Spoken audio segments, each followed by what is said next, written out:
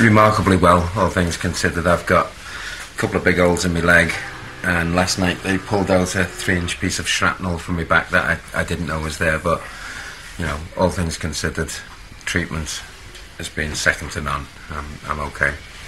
Could you talk us through the conditions in Homs while you were there, and clearly how things degenerated? Yeah. Try and give us a sense of what it was like to be inside Homs at that time. Arriving in Homs, we arrived in the evening. It's generally quiet in the evenings. That's the only time any movement can be achieved. Come 6:30 every morning, religiously. It's almost a psychological attack. At 6 o'clock the shelling starts, and I mean, I've worked in many war zones. I've never seen or been in shelling like this. It is a systematic. I'm an ex-artillery gunner, so I can kind of follow the patterns. They're systematically moving through neighbourhoods with munitions that are used for battlefields. This is used in a couple of square kilometres. It's unfathomable how they can... The sustained barrage, and I mean, we understand it, we're journalists, we've seen it all before. Them men, women and children cowering in houses are just beyond shell shock. I mean, this is... And completely indiscriminate. Absolutely indiscriminate. There are no targets in Baba Amra. The Free Syrian Army are there purely to bring in bread and to stop the ground assault, which over the last week, the intensity of the bombardment has increased daily. The troops are trying to push in.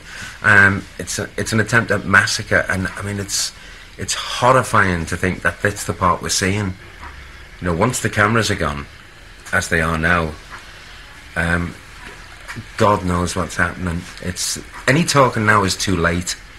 The time for talking is actually over. Now the massacre and the killing is at full tilt, and unfortunately they're coming up to me saying, where is the help? People brought me, you know, half a baby in and saying, save my baby.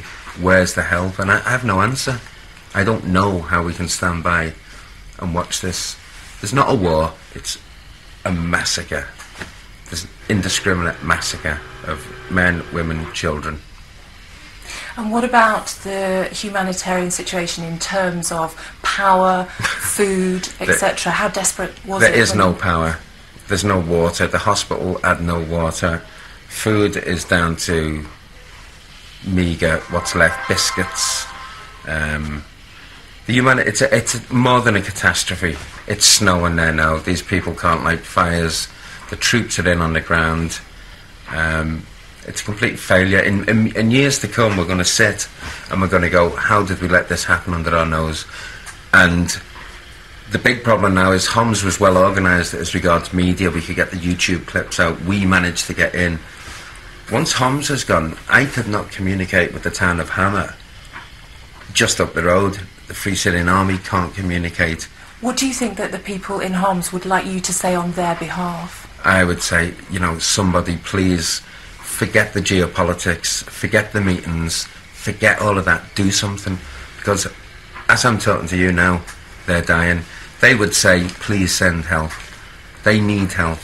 This is beyond meetings. They need something to happen. Do you have any sense of, within Homs, how many people would have been killed or injured? How many people need help from the international community? There's still thousands of people in Homs. People seem to think that they've all fled. They haven't.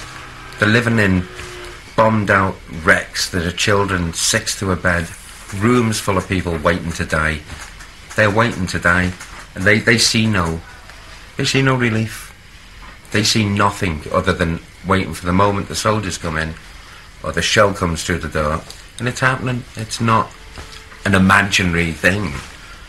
We were there and they came in and gave us daily reports. I went into a room in a building for 5 days. We laid there taking direct hits on the building. I came out and the street was gone. It was like Grozny, and in every one of them houses there were people. If I may, what would you like to say in tribute to your colleague Marie Colvin, who sadly died in the missile attack on the house you're in? Marie was a unique person.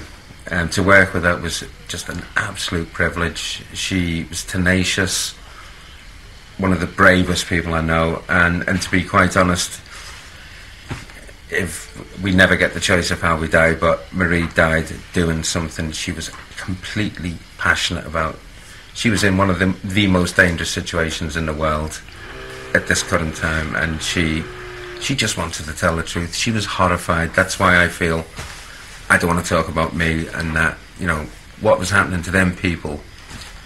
You know, we're going to look back with, we're going to have the shame of sitting back and watching it once again, as in Srebrenica, as in Rwanda. It's not too late, but it needs someone to step up to the mark and do something. Otherwise, forget it. We're going to be talking about a massacre beyond measure. Do something.